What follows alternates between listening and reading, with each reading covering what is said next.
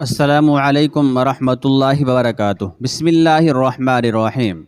سبکتگین جب محل میں داخل ہوا تو ایک ملازمہ نے بڑے والہانہ انداز میں اسے خوشخبری سناتے ہوئے کہا، امیر صاحب زادے کو ہوش آ گیا ہے اور ان کا بخار بھی اتر گیا ہے۔ سبکتگین دیوانہ وار اپنی حرم سرا میں داخل ہوا جہاں اس کی بیوی محمود کے سرہانے بیٹھی ہوئی تھی۔ شوہر کو دیکھتے ہی احتراماً کھڑی ہو گئی اور مسکراتے ہوئے کہنے لگی، امیر آپ کو بیٹے کی صحت یابی مبارک ہو۔ جواب میں سبکتگین بھی مسکرایا، ہاں کنیز مجھے اس کی اطلاع دے چکی ہے۔ اللہ نے نظام شاہ کی دعا سن لی اور میرے بیٹے کو کسی بڑی آفت سے محفوظ رکھا۔ یہ نظام شاہ کون ہے؟ سبکتگین کی بیوی نے حیران ہو کر پوچھا۔ میں نظام شاہ کے بارے میں تمہیں پھر بتاؤں گا، فی الحال تم محمود کے جشن صحت کا اہتمام کرو اور غریبوں کے گھروں تک ان کی ضرورت کی چیزیں پہنچا دو۔ سبکتگین نے اپنی بیوی سے کہا اور دربار میں شرکت کرنے کے لیے چلا گیا۔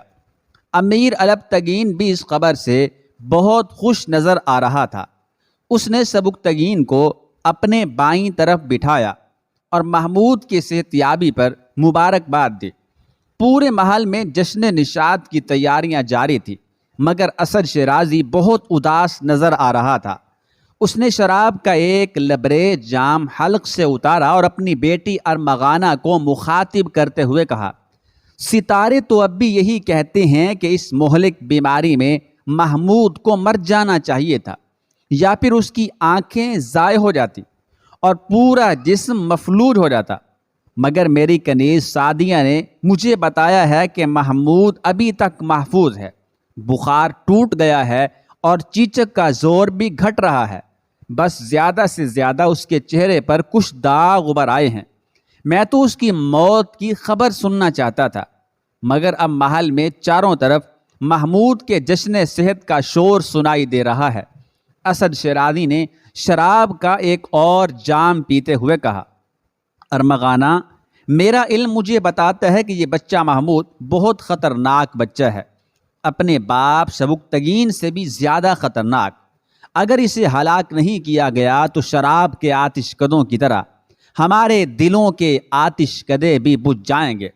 میں تو ابھی تک سبکتگین سے خوف زدہ تھا اور اسے راستے سے ہٹانے کی کوشش کر رہا تھا، مگر اچانک ایک اور فتنہ کھڑا ہو گیا، اور یہ فتنہ پہلے نئے سے بھی زیادہ ہولناک ہے، یعنی پہلے فتنے سے بھی زیادہ ہولناک ہے۔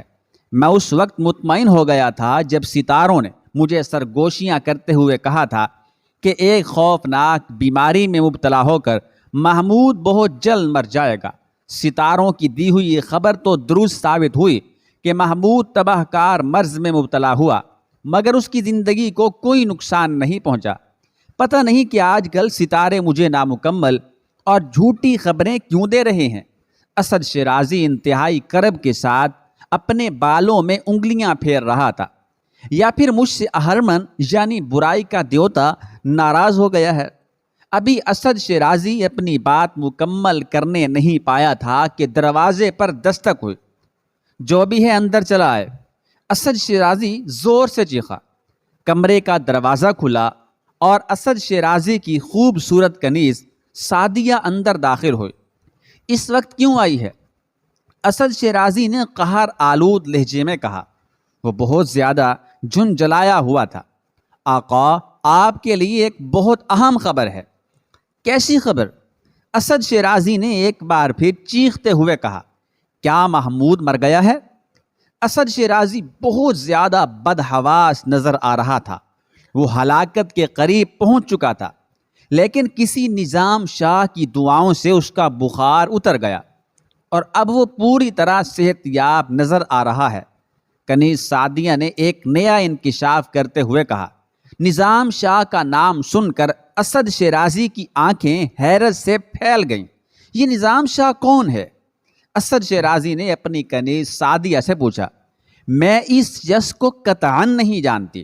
محمود کی والدہ اپنی دوست امیر زادیوں سے بار بار نظام شاہ کا نام لے کر کہتی تھیں کہ ان کی دعاؤں سے میرے بچے کو صحت ملی ہے۔ اس طرح میرا اندازہ ہے کہ شاید نظام شاہ کوئی روحانی بزرگ ہیں۔ اسد شیرازی گہری سوچ میں ڈوب گیا اور پھر یکا یک اس کے چہرے پر وحشت کے رنگ جھلکنے لگے۔ کہیں نظام کا تعلق اس امیر علی شاہ سے تو نہیں ہے جس کی مداخلت کے سبب اب تک میرے تمام منصوبے ناکام ہو چکے ہیں اور ستاروں کا حساب زیر و زبر ہو کر رہ گیا ہے؟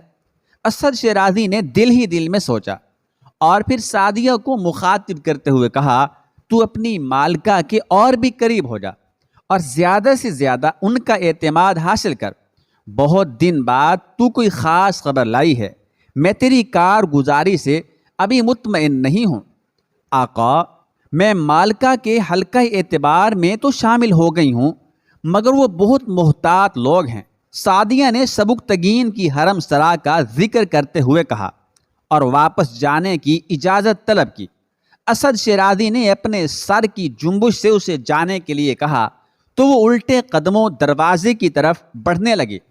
مگر ایک بات کا خیال رکھنا، اچانک اسد شیرازی نے اسے دوبارہ مخاطب کرتے ہوئے کہا، مگر ایک بات یاد رکھنا کہ میرا کوئی راز شاہی محل کی دیواروں تک نہ پہنچے۔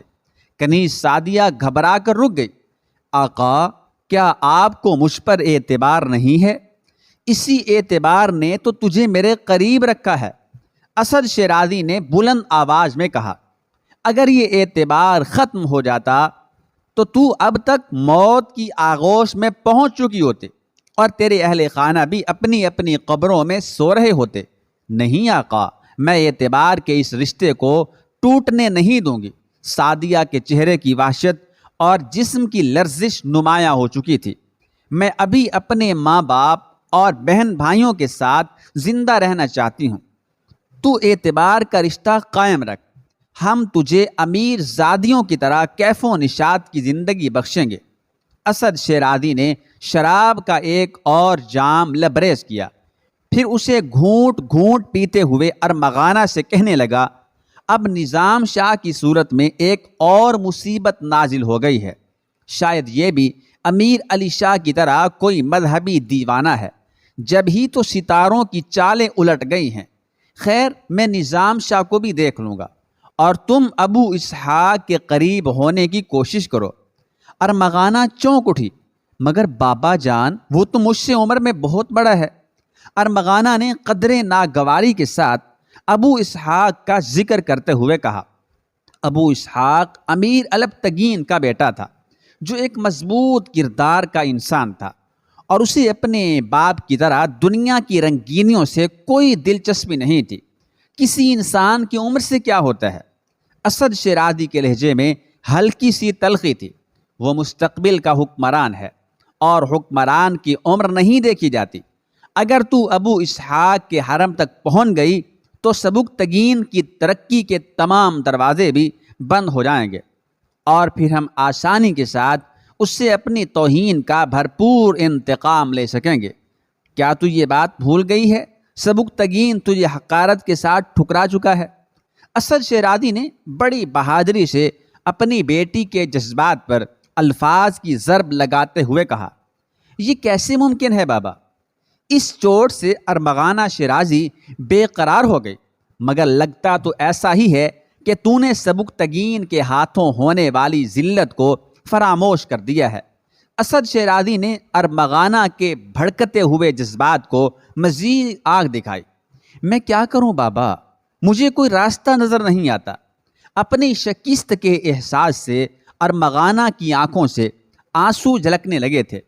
میں تجھے راستہ دکھا تو رہا ہوں۔ اسد شیرازی بڑی بے حیائی کے ساتھ بول رہا تھا، اب ہماری کامیابی کے لیے یہی ایک راستہ باقی رہ گیا ہے کہ تو ابو اسحاق سے شادی کر لے۔ وہ بڑھاپے کی سرحد تک پہنچ چکا ہے۔ میرا فلسفہ اور تجربہ بتاتا ہے کہ ایسے لوگ بہت جلد زیر دام آ جاتے ہیں، پھر جب وہ تیرے اشاروں پر رقص کرنے لگے تو اس سے سبکتگین کا سر مانگ لینا۔ بالفرض محال وہ اس پر آمادہ نہیں ہوا تو سبکتگین کو معزول ضرور کر دے گا، پھر ہم اس کے بیٹے محمود کا کام بھی تمام کر سکتے ہیں۔ اگر یہ بچہ جوان ہو گیا تو پھر ہم سب اس دنیا میں زندہ نہیں رہیں گے۔ ارمغانہ، مجھے ستاروں نے بتایا ہے کہ محمود کی زندگی ہماری موت ہے، بڑی اذیت ناک اور ذلت و رسوائی کی موت۔ یکا یک اسد شیرازی کے چہرے پر خوف اور دہشت کی پرچھائیاں لہرانے لگی۔ آپ مطمئن رہیں بابا، ارمغانہ باپ کے قدموں سے لپٹی ہوئی بولی۔ میں آپ کے اصولوں کی زندگی کے لیے اپنی زندگی تک قربان کر دوں گی۔ ارمغانہ بظاہر باپ کو تسلیاں دے رہی تھی، مگر در پردہ اس کے دل میں اقتدار کی خواہش کروٹیں لے رہی تھی، اور وہ خیالوں کی دنیا میں اپنے سر پر تاج زر نگار جگمگاتا ہوا دیکھ رہی تھی۔ ابھی اسد شیرازی نے اپنے منصوبے کا آغاز کیا ہی تھا کہ ایک دن امیر البتگین کا انتقال ہو گیا اور غزنی کے در و دیوار شور ماتم میں ڈوب گئے۔